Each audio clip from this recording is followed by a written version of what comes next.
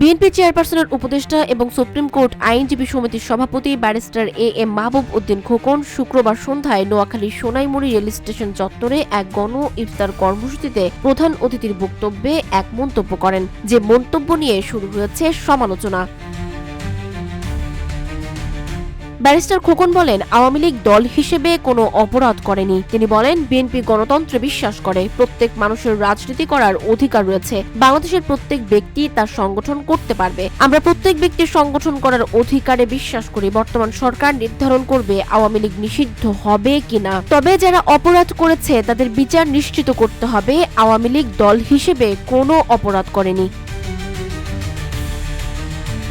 নির্বাচন প্রসঙ্গ টেনে মাহবুব উদ্দিন খোকন বলেন, গত 15 বছর এই দেশে কোনো ভোটাধিকার ছিল না, সরকারের জবাবদিহিতা ছিল না, যার জন্য শেখ হাসিনার ছত্রছায়ায় থেকে লুটপাট করেছে অনেকে, জনগণের টাকা লুটপাট ও পাচার করেছে।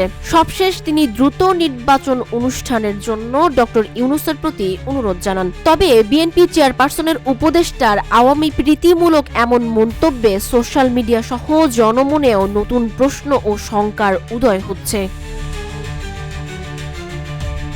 সানজিদা আফরিন, সোনিয়া, রূপালী, বাংলাদেশ।